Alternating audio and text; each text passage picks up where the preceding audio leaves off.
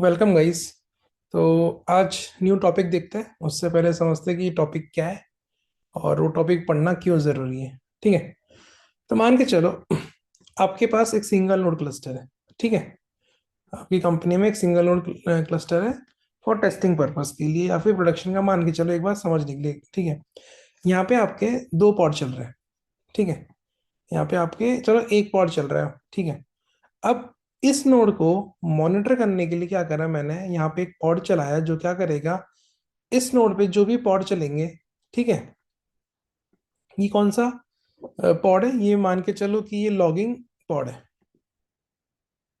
ठीक है, अब क्या होगा, इस नोड पे मान लो मेरा एक एप्लीकेशन चल रहा है।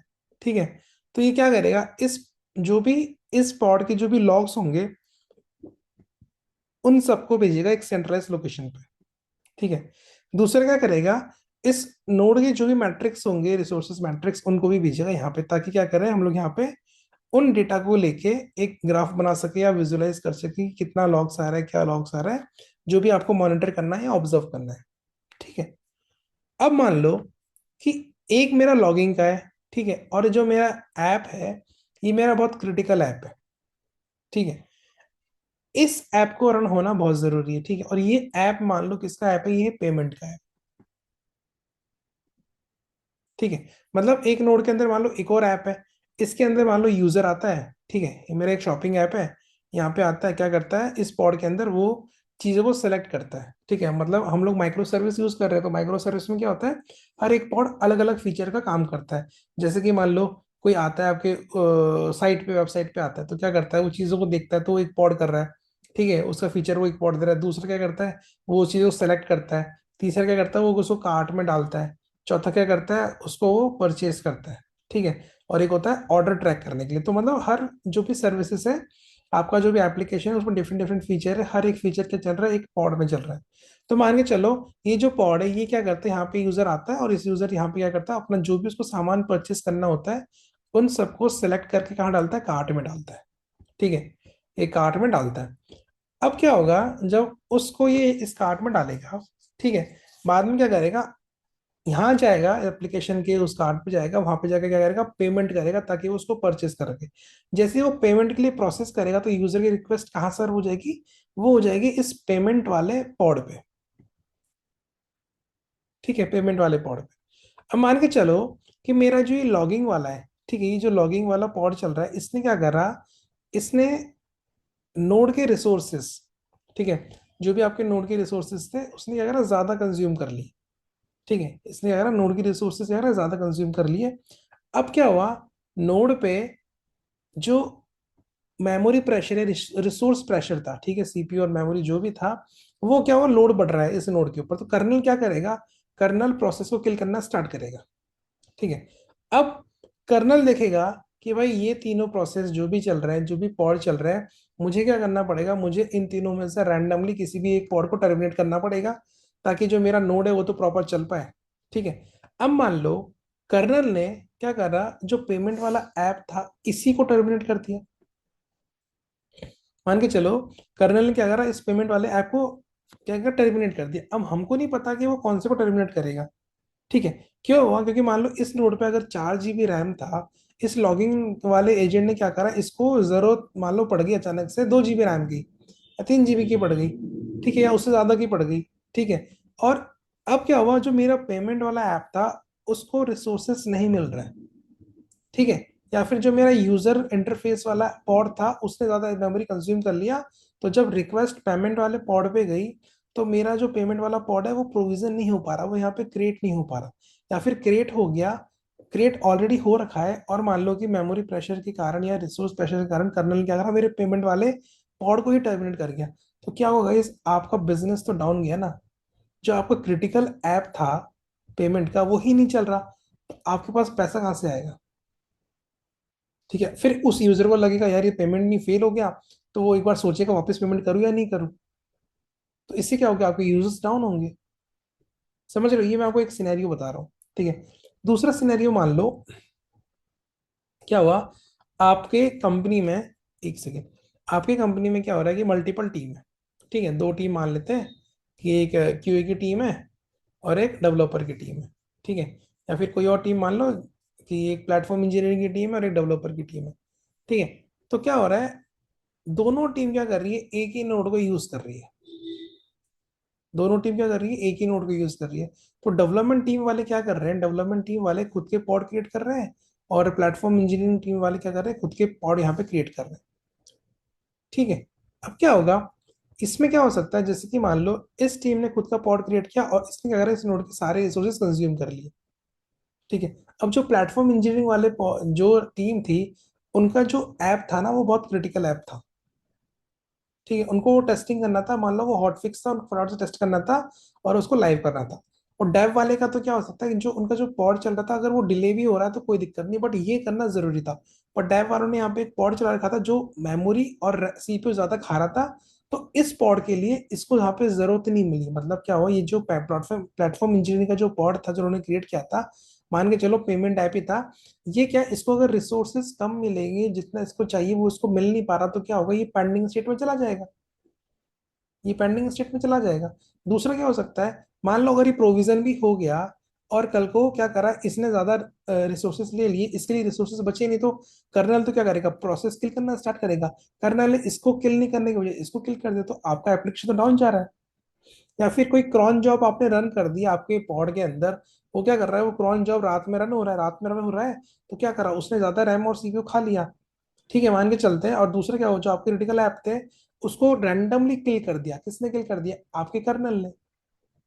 तो इससे प्रॉब्लम क्या हो रहा है, इससे प्रॉब्लम ये हो रहा है कि आपके क्रिटिकल एप्स, ठीक है, रैंडमली डाउन जा सकते हैं, जा भी सकते हैं, नहीं जा सकते। मैं ऐसे बोल रहा हूँ, ये भी किल कर सकता है, ये भी किल कर सकता है।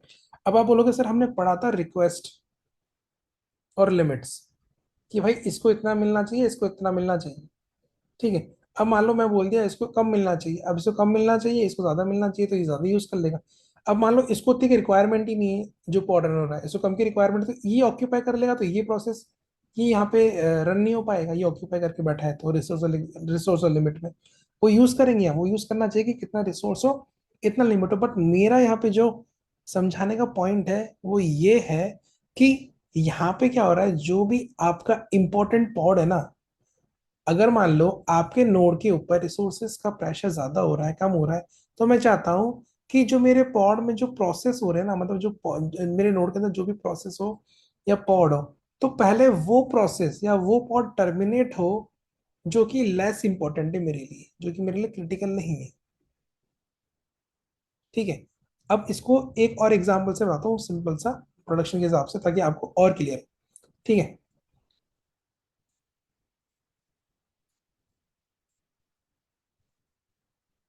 तो अपने पास क्या है, अपने पास एक नोड है, ठीक है। अब ये नोड पे मेरे क्या चल रहा है, मेरे यहाँ पे तीन पॉड चल रहे हैं।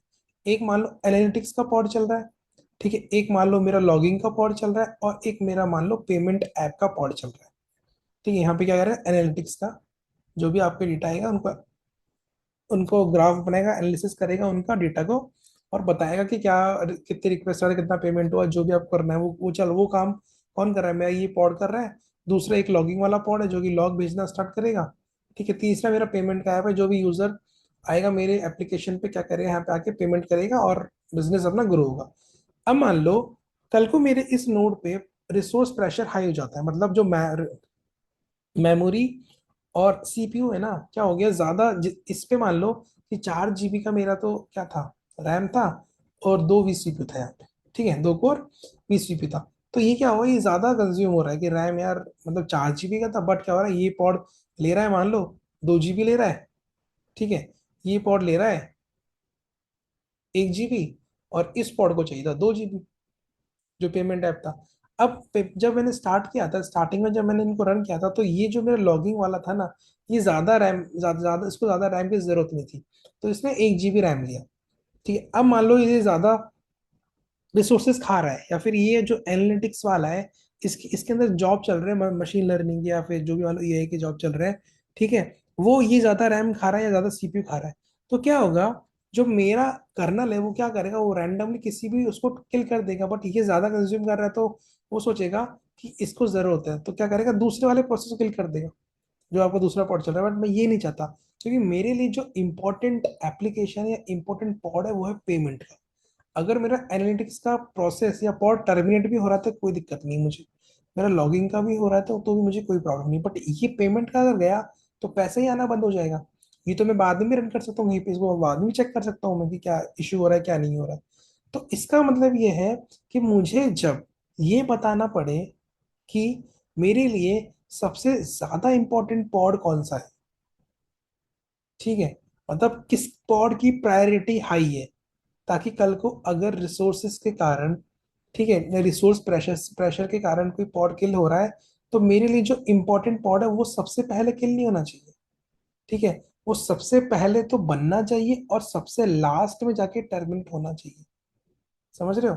मतलब कि अगर मैंने यहाँ पे 3 पॉड क्रिएट कर रहा हूँ, ठीक है, तो सबसे पहले वो पॉड बनना चाहिए जिसका हाई प्रायोरिटी है, जिसकी प्रायोरिटी हाई हो, मतलब पेमेंट वाला। और दूसरा, कल को मान लो इस पे प्रेशर ज्यादा पड़ रहा है, तो वो पॉड मेरा लास्ट तक रहेगा जिसकी प्रायोरिटी हाई है, मतलब पेमेंट वाला। अगर इस नोड पे प्रेशर ज्यादा है तो सबसे पहले ना जिनकी प्रायर ये जो लेस प्रायोरिटी वाले पॉड है इनको पहले बाहर निकालो, पहले इसको बाहर निकालो। अब इससे क्या होगा, रिसोर्स कम होगा, मतलब रिसोर्स फ्री होगा, तो मेरा ये पॉड रनिंग होगा, मतलब ये हाई प्रायोरिटी पॉड था तो इसको रनिंग रखना है मेरे को। तो आज का जो टॉपिक है वो यही बता रहा है कि कौन से पॉड की प्रायोरिटी क्या है। तो टॉपिक का नाम है प्रायोरिटी क्लास। प्रायोरिटी क्लास, ठीक है, ये बहुत अच्छा टॉपिक है, बहुत इंपॉर्टेंट टॉपिक है, ठीक है। तो अब हमने जितना भी अभी तक कुबरनेटिस से पढ़ा है तब तक आपको शायद यहाँ तक तो सबको आते ही होगा, राइट, अगर किसी ने पढ़ा होगा। पर जो अब टॉपिक हम पढ़ेंगे वो सब अब अच्छे टॉपिक पढ़ेंगे, ठीक है, क्योंकि बेसिक अब आपका आई थिंक क्लियर हो गया होगा अगर आपने पुराने वीडियोस देख लिए होंगे तो प्रायोरिटी क्लास क्या है पहले ये समझते हैं, क्या है प्रायोरिटी क्लास, शॉर्ट फॉर्म लिखता हूँ, ठीक है। अब ये जो प्रायोरिटी क्लास है ये क्या बता रहा है, ये बता रहा है कि ये जो पॉड है, जो मैं पॉड क्रिएट कर रहा हूँ, इसकी प्रायोरिटी हाई है या फिर इसकी प्रायोरिटी लो है, ठीक है।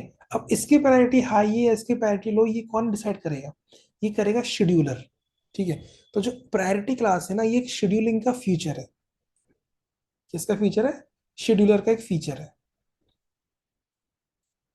ठीक है। मतलब जब पॉड शेड्यूल होता है तो एक शेड्यूलिंग फीचर है जो कि क्या बताएगा, जो शेड्यूलर को बताएगा कि कौन सा पॉड, ठीक है, कौन सा पॉड इंपॉर्टेंट है कौन से पॉड से ज्यादा। मान लो यहाँ पे 4 पॉड है, तो जब हमारा ये पॉड शेड्यूलिंग होगा तो क्या होगा, शेड्यूलिंग का फीचर एक, ठीक है, तो क्या होगा, जो शेड्यूलर है, ठीक है, उसको ये बताएंगे कि भाई कौन सा पॉड ज्यादा इंपॉर्टेंट है,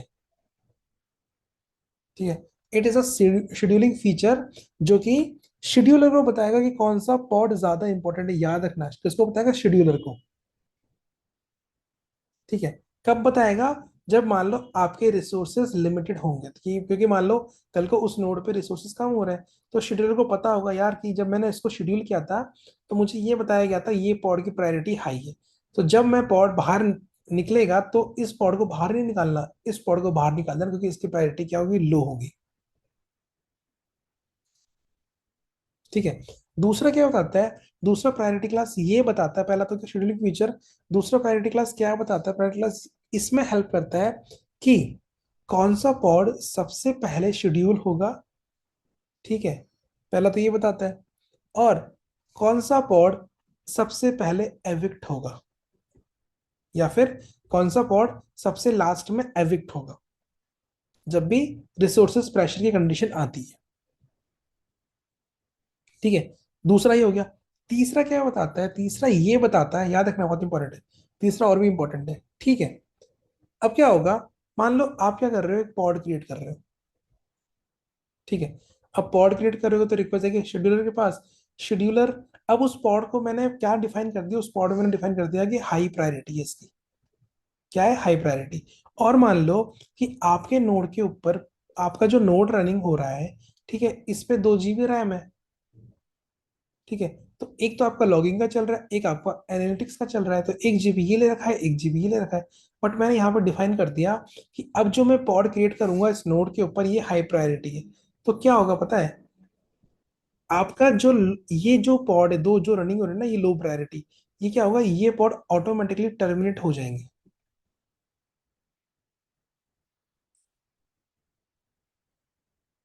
ठीक है। मतलब जब भी आप हाई प्रायोरिटी पॉड क्रिएट करोगे तो आपके जो लो प्रायोरिटी पॉड होंगे ना वो ऑटोमेटिकली टर्मिनेट हो जाएंगे, बाहर निकल जाएंगे, ताकि हाई प्रायोरिटी पॉड को जगह मिल जाए। तो क्या होगा, आपका ये पॉड यहाँ पे टर्मिनेट हो जाएगा। इसको एक सिंपल लैंग्वेज में समझते हैं। मान लो कि आपके पास 4 चेयर है, ठीक है। अभी इन चारों चेयर पे मान लो कि कंपनी के मतलब अपनी ऑर्गेनाइजेशन वाले डेवलपर लोग बैठे हुए हैं, ठीक है। डेवलपर, 4 डेवलपर बैठे हुए हैं मान के चलो। अब कल को इनका जो मैनेजर आएगा ना, अब मैनेजर को सीट नहीं मिलेगी तो क्या होगा, डेवलपर खड़ा हो जाएगा, बोलेगा हाँ आप बैठो। तो उस मैनेजर की प्रायोरिटी हाई है तो उसको मिल गया रिसोर्सेस, वो उस पर जाके रन हो गया, बट जो डेवलपर है वो बाहर निकल गया। समझ रहे हो? तो सेम कॉन्सेप्ट यहाँ पे आता है कि जो हाई प्रायोरिटी वाले पॉड होते हैं वो शेड्यूल हो जाएंगे, और जो लो प्रायोरिटी वाले पॉड होंगे वो बाहर निकल जाएंगे। अब क्वेश्चन आपके माइंड में होगा कि सर ये कैसे डिसाइड करेंगे हम कि हाई प्रायोरिटी कौन सा पॉड है और लो प्रायोरिटी वाला कौन सा पॉड है? ठीक है, उससे पहले एक चीज और देख लेते हैं।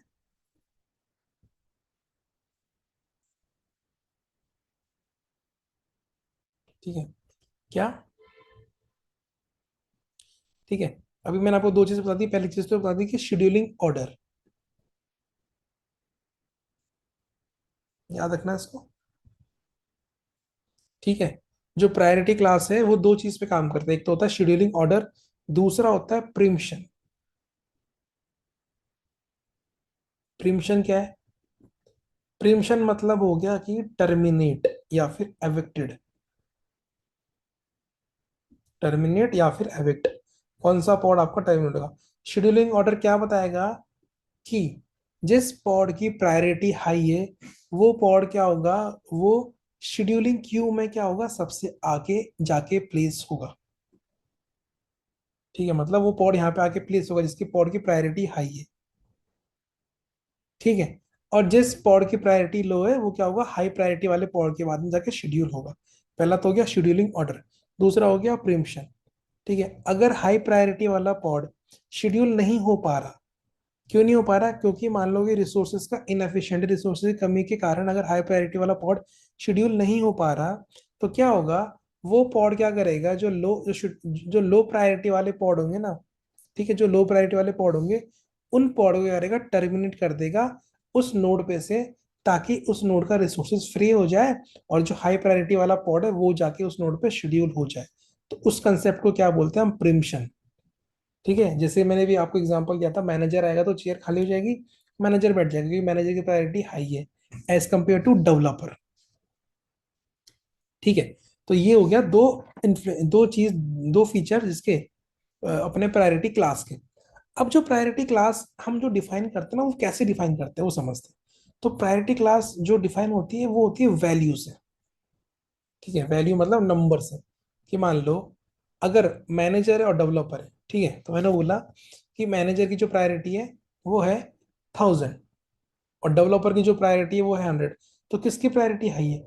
ऑफ कोर्स मैनेजर की प्रायोरिटी हाई है as compare to developer. Developer की प्रायोरिटी क्या लो है, तो पहले मैनेजर को इज्जत मिलेगी, बाद में डेवलपर को मिलेगी। ठीक है, मतलब पहले मैनेजर को चेयर मिलेगी, बाद में डेवलपर को मिलेगी। तो जो प्रायोरिटी क्लास होती है उसकी एक वैल्यू सेट होती है। ठीक है, किसके लिए होती है प्रायोरिटी क्लास की वैल्यू? For application. अगर कोई आप अपना वर्कलोड रन कर रहे हो, एप्लीकेशन रन कर रहे हो, तो उसकी लिमिट होती है, उसकी लिमिट होती है आई थिंक 1 बिलियन से लेकर। ठीक है, मतलब वैल्यू होती है 1 बिलियन से लेकर, नेगेटिव में जाएंगे तो 2 की पावर 36। ठीक है, 2 की पावर 32 होता है, 2 की पावर 32 बिट्स का अपने नंबर होता है, लाइक 2 1 4 7 समथिंग समथिंग होता है। तो 1 बिलियन से लेकर नेगेटिव में यहाँ पे बीच में आएगा 0। ठीक है, नेगेटिव तक नंबर जाएगा। तो इस नंबर के बीच में आप क्या कर सकते हो, आप प्रायोरिटी को वैल्यू दे सकते हो। मतलब आप अपने पॉड को नंबरिंग दे सकते हो, वैल्यू दे सकते हो कि इसकी प्रायोरिटी हाई है या लो है। ठीक है, जैसे मैंने 1000 दिया, आप 1000 दे सकते हो, आप 0 दे सकते हो, 1 2 3 4, 1 2 3 4 से टिल 1 बिलियन, मतलब 100 करोड़ तक आप वैल्यू दे सकते हो उसको। और अगर आपको 0 से नीचे जाना है, नेगेटिव में जाना है, ठीक है, तो आप -2147, ठीक है, 483648 नंबर है, 2 की पावर 32, इसको कैलकुलेट करोगे तो उतनी वैल्यू तक आप जा सकते हो। ये मैं बात कर रहा हूँ एप्लीकेशन, जो आप एप्लीकेशन क्रिएट करोगे उसकी। ठीक है, अगर मैं आपको दिखाऊं डॉक्यूमेंटेशन में ठीक है, तो यहाँ पे लिखा हुआ है और नीचे आके दिखे, तो जो आपका नंबर होगा प्रायोरिटी क्लास की जो वैल्यू होगी वो -2147 से लेकर यहाँ तक जा सकती है 1 बिलियन तक। ठीक है, इन दोनों को इंक्लूड कर सकते हैं हम लोग। ठीक है, अभी ये हो गया इसकी वैल्यू। ठीक है, अब हम देखते हैं कि सर जो प्रायोरिटी क्लास है वो कितने टाइप की है। ठीक है, एक तो हो गया आपका एप्लीकेशन लेवल प्रायोरिटी क्लास, जो आप डिफाइन करोगे जब आप खुद का पॉड बनाओगे। जिस पॉड को आप हाई प्रायोरिटी की वैल्यू डिफाइन करते हो कि ये पॉड है और इसकी जो वैल्यू प्रायोरिटी है वो 1000 है, तो क्या होगा, जब भी आपका ये पॉड शेड्यूल होगा तो शेड्यूलर क्या करेगा, इसको एकदम अच्छे से रेस्पेक्ट करेगा और इसको फटाफट से शेड्यूल करेगा। ठीक है, इसको शेड्यूल करेगा, और जो बाकी के पॉड होंगे उनकी कोई प्रायोरिटी हाई नहीं है, क्योंकि मैं अपन याद रखना गाइस, आप उन्हीं पॉड को हाई प्रायोरिटी सेट करना जो कि क्रिटिकल है। कल को आपने सारे पॉड को प्रायोरिटी हाई सेट कर दी तो आपका सिस्टम डाउन होगा ही होगा। ठीक है, अब ये इसको यूज कब करना है वो मेन कंसर्न है, क्या है? मैं एक सेकंड बताता हूँ। प्रायोरिटी हम कब डिफाइन करते हैं, जबकि जो हमारा बहुत क्रिटिकल एप्लीकेशन है। ऐसा नहीं कि आपके पास एक सिंपल सा टेस्ट का एनवायरनमेंट है, उसमें एक पॉड चल रहा है टेस्टिंग, उसको भी हाई प्रायोरिटी कर दी, क्यूए का प्रायोरिटी हाई कर दी, कोई स्टेज का उसको हाई नहीं, ये नहीं कर रहा हमको। क्रिटिकल बोला है, जैसे पेमेंट वाला। पेमेंट वाला बहुत क्रिटिकल एप्लीकेशन है, राइट? पेमेंट उससे आएगा, बिजनेस उससे ही होगा। ठीक है, डेटाबेस हो गया मान लो, डेटाबेस इज इंपॉर्टेंट, उस डेटाबेस में आपकी एंट्री जाएगी, तो वो क्रिटिकल एप्लीकेशन हो गया। ठीक है, ये सब क्या होगा, क्रिटिकल एप्लीकेशन हो गया। कल को लॉगिंग का हो गया या फिर एनालिटिक्स का हो गया, इन सबको आप बाद में भी रन कर सकते हो ना। अगर मान लो कल कोई डाउन जाता है तो वो चलो, उससे हमारा बिजनेस डाउन नहीं हो रहा, वो हमारा लॉग थोड़ा सा लॉस हो गया या फिर कुछ, हम उसको रिट्रीव कर सकते हैं, कोई बड़ी बात नहीं है, राइट? तो उसमें मेरा बिजनेस पे लॉस नहीं हो रहा। माना कि इंफ्रास्ट्रक्चर में थोड़ा सा प्रॉब्लम हो गया लॉगिंग के कारण या एनालिटिक्स के कारण, मतलब क्या, हमको डेटा नहीं मिल पा रहा प्रॉपर, ठीक है चलेगा, बट बिजनेस तो लॉस नहीं हो रहा ना आपका इससे। बट पेमेंट का एप्लीकेशन अगर आपने डाउन कर दिया तो बिजनेस तो लॉस होगा ना आपका। ठीक है, आपका जो एप्लीकेशन है वही डाउन हो गया तो बिजनेस तो लॉस होगा ना आपका इससे। डेटाबेस ही डाउन कर दिया तो बिजनेस तो लॉस होगा ना आपका, डेटाबेस डाउन है, यूजर एक्सेस ही नहीं कर पाएगा, लॉगिन नहीं कर पाएगा। ठीक है, तो ये होता है क्रिटिकल ऐप। तो पहला तो हो गया ऐप लेवल के हिसाब से आप प्रायोरिटी डिफाइन कर सकते हो, जो मैंने आपको वैल्यू बताई। दूसरा होता है सिस्टम प्रायोरिटी क्लास। ठीक है, अभी सिस्टम प्रायोरिटी क्लास ये होता है, तो सिस्टम प्रायोरिटी क्लास अपने लिए नहीं होता, हम हमारे लिए जो प्रायोरिटी क्लास होता है वो ऐप लेवल प्रायोरिटी क्लास ही होता है, जिसकी वैल्यू मैंने अभी आपको बताई, 1 बिलियन से लेकर -2147, जो भी डॉक्यूमेंट में हमने वैल्यू देखी वो। दूसरा होता है सिस्टम प्रायोरिटी क्लास, ये क्या होता है?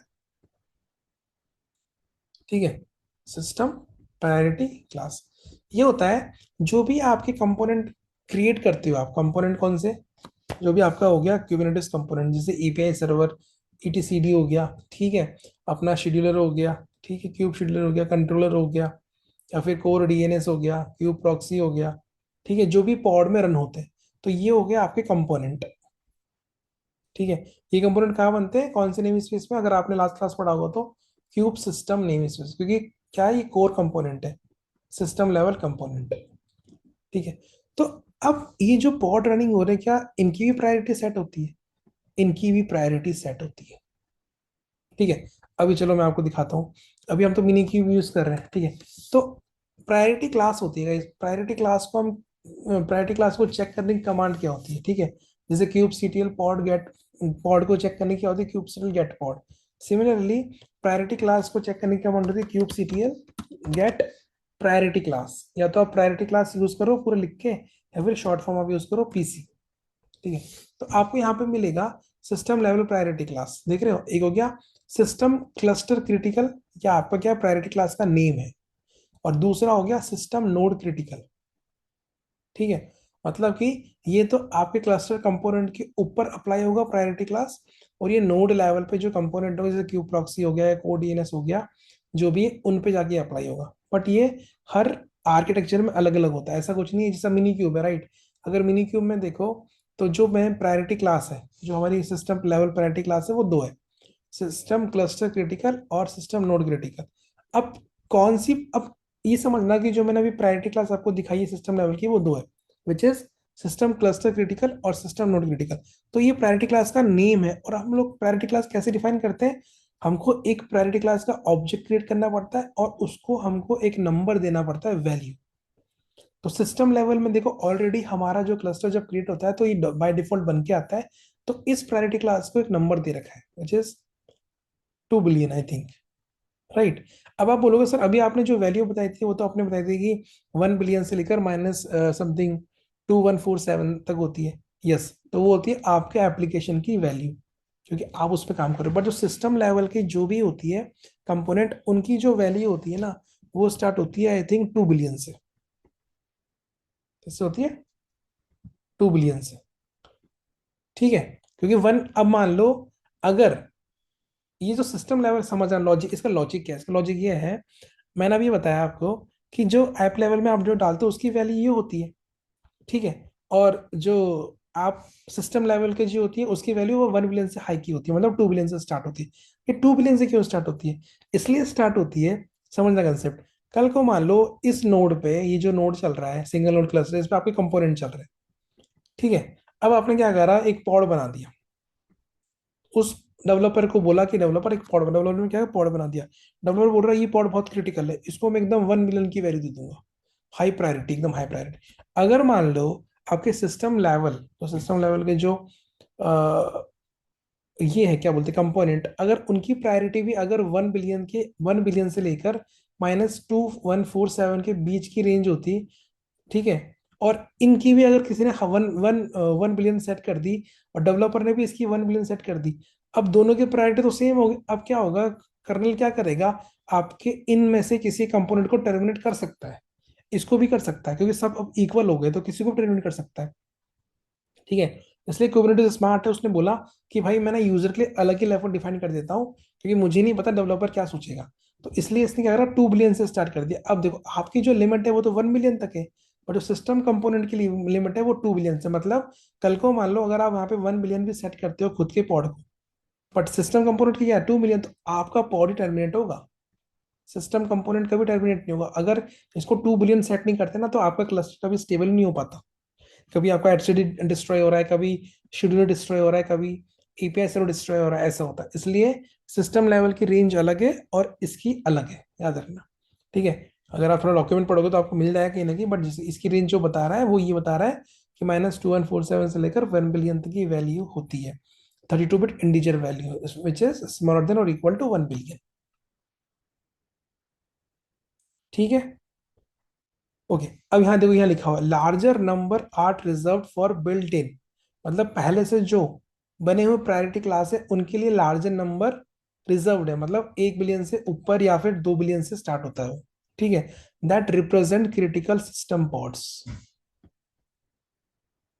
ठीक है, तो अभी हम जो देख रहे हैं ना ये सिस्टम लेवल पॉड्स है, तो इनकी वैल्यू यहाँ से स्टार्ट होती है, 2 बिलियन से स्टार्ट होती है। ठीक है, इसलिए इसकी स्टार्ट होती है ताकि भाई सिस्टम लेवल कंपोनेंट कभी भी एविक्ट ना हो आपके एप्लीकेशन वर्कलोड के हिसाब से। ओके, तो ये था सिस्टम प्रायोरिटी क्लास। अब ठीक है, अब एक छोटा सा डेमो देख लेते हैं कि प्रायोरिटी क्लास हम कैसे क्रिएट करते हैं। ठीक है, प्रायोरिटी क्लास हम कैसे क्रिएट करते हैं और उसका एक डेफिनेशन देख लेते हैं कि ये दिस इज माय, अभी बाय डिफॉल्ट क्या रहा, दो प्रायोरिटी क्लास तो बने हुए हैं यहाँ पे। ठीक है, ठीक है, अब हम बाकी के प्रायोरिटी क्लास क्रिएट करेंगे, एक high priority low priority pod create करेंगे, उन पॉड को कैसे हम असाइन करते हैं वो सब देखेंगे। तो आई थिंक ये हम नेक्स्ट वीडियो में कवर करते हैं, क्योंकि अभी इसके अंदर मेरे को बहुत एग्जांपल देने हैं, बहुत सिनेरियो समझाना है। ठीक है, प्रीएम्पशन का एग्जांपल बताना है कि प्रीएम्पशन कैसे होता है। कभी मान लो एक डेमो हम वो भी देखेंगे, क्या देखेंगे कि मैं 3 पॉड क्रिएट करूंगा। ठीक है, पहले मैं ये 2 पॉड क्रिएट कर दूंगा, इनकी प्रायोरिटी मैं लो सेट कर दूंगा, फिर एक मैं हाई प्रायोरिटी पॉड क्रिएट करूंगा, तो देखना ऑटोमेटिकली क्या होगा, जो लो प्रायोरिटी पॉड है ना ये अपने आप बाहर निकल जाएगा और जगह इसको मिल जाएगी। तो ये सब डेमो में बताऊंगा, बट अभी मैं इस वीडियो में नहीं बता रहा, नेक्स्ट वीडियो में बताऊंगा, ताकि हम पूरा अच्छे से समझे इसको। ठीक है गाइस, तो आई थिंक आपका प्रेम ये प्रायोरिटी क्लास का कंसेप्ट क्लियर हो गया होगा कि प्रायोरिटी क्लास हम यूज क्यों करते हैं, इसका रिक्वायरमेंट क्या है। तो इसका रिक्वायरमेंट ये है। दूसरा मैंने क्या बोला कि सारे पॉड को हाई प्रायोरिटी मत दे देना, जो क्रिटिकल है उसी को देना, वरना आपका क्लस्टर पूरा अनस्टेबल हो जाएगा, सबको हाई प्रायोरिटी डाल दोगे तो। ठीक है, तो प्रायोरिटी क्लास इसलिए यूज होती है। सो गाइस, आज मैं यही कंक्लूड करता हूँ, अब हम नेक्स्ट वीडियो में मिलेंगे फुल प्रैक्टिकल इसका। ठीक है, ओके गाइस, थैंक यू।